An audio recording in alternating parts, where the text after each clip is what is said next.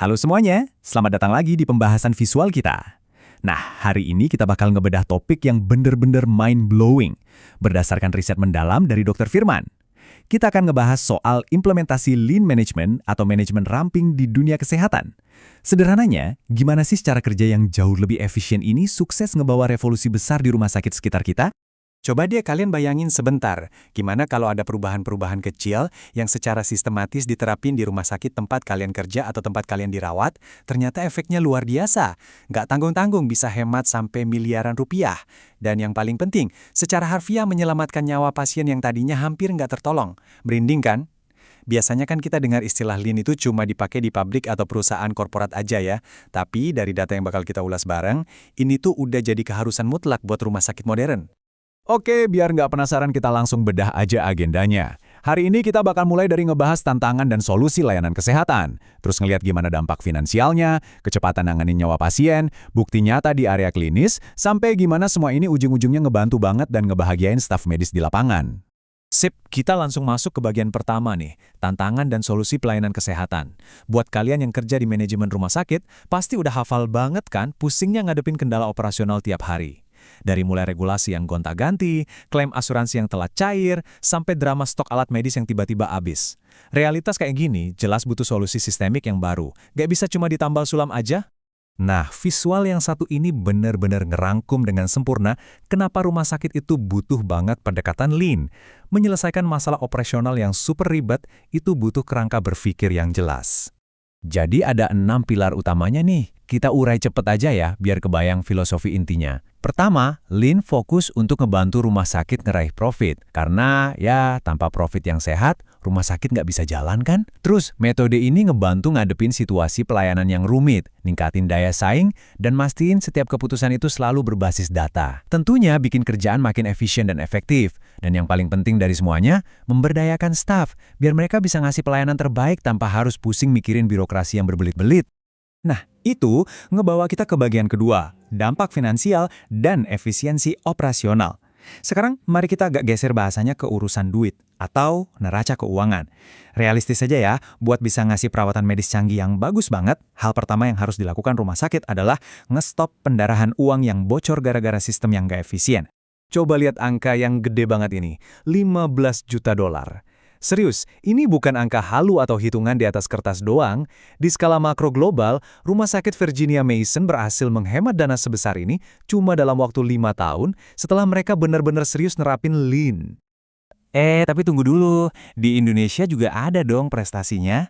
Coba perhatiin angka ini, 2,6 miliar rupiah. Gila nggak tuh? Sebuah tim khusus di salah satu rumah sakit kelas A di negara kita berhasil nyetak penghematan luar biasa ini cuma dalam waktu 10 bulan.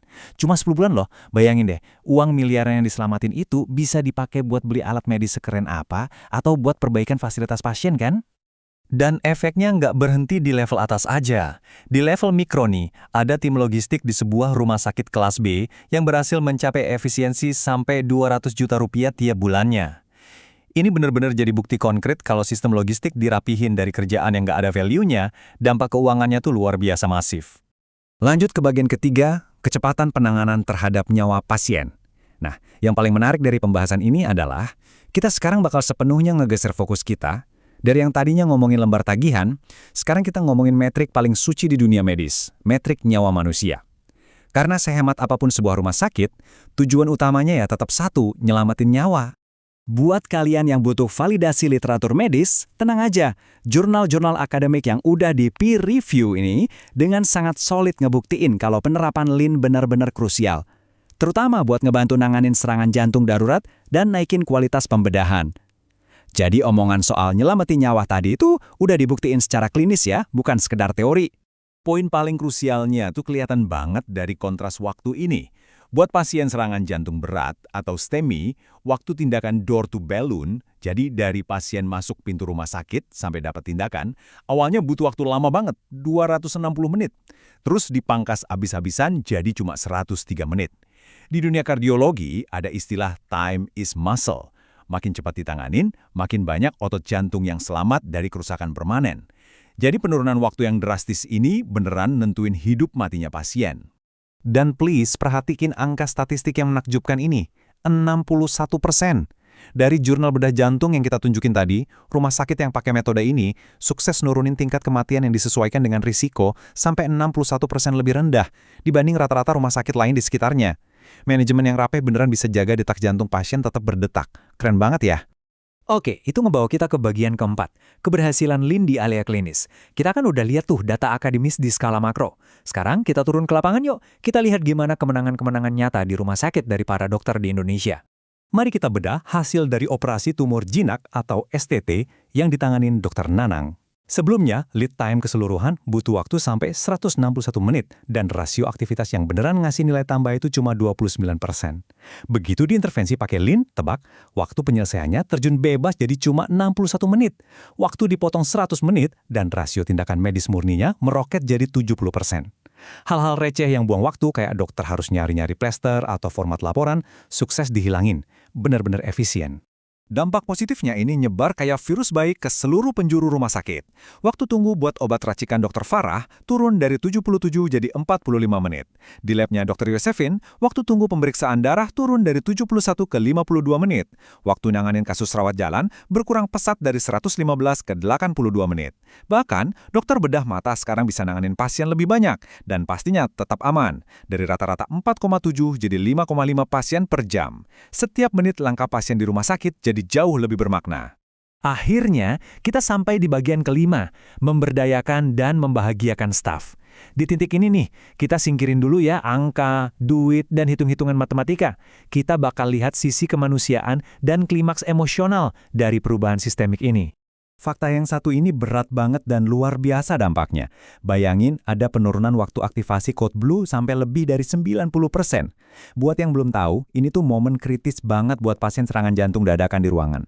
Waktu aktivasinya dipangkas dari 93, turun jadi 18, dan akhirnya tembus di 9,5. Artinya apa? Tim penyelamat bisa lari jauh lebih cepat buat nyelamatin pasien tanpa kepentok sistem prosedur yang kaku. Coba deh kita resapin bareng-bareng kutipan langsung dari salah satu penelitinya ini. Bahkan bisa menyelamatkan nyawa. Biidznillah, sekian pasien alhamdulillah ROS atau bahasa awamnya hidup lagi setelah dinyatakan mengalami henti jantung. Pasien-pasien ini dikasih kesempatan kedua buat hidup loh. Ini tuh udah bukan lagi sekedar ngurusin manajemen gedung atau administrasi. Ini tuh soal pengabdian, soal mengembalikan senyuman di wajah keluarga pasien. Dan hal ini tuh tergambar dengan sangat natural dari chat WhatsApp para staf medis. Mereka yang kerjaannya super hektik ini pada ngaku kalau metode Lean bikin rutinitas mereka jauh lebih simpel, lebih senang, dan kerjaan tuh nggak harus gerasa-gerusuh. Ngurangin beban admin yang nggak perlu itu sama artinya kita lagi ngelindungin kesehatan mental dan kebahagiaan para pahlawan medis yang tiap hari berjuang nyelamatin nyawa kita. Jadi sebagai penutup dari analisis materi kita hari ini, saya mau ninggalin satu pertanyaan buat kalian renungin. Kalau manajemen rumah sakit yang efisien terbukti banget bisa ngehemat miliaran rupiah, dan yang paling krusial, bisa narik kembali pasien dari ambang kematian. Sebenarnya apalagi sih yang ditunggu sama rumah sakit di sekitar kita? Coba deh dipikirin. Terima kasih banyak ya udah nemenin pembahasan yang luar biasa ini. Jangan lupa, sebarkan insight penting ini ke teman-teman dan rekan profesional kalian. Sampai jumpa di pembahasan berikutnya.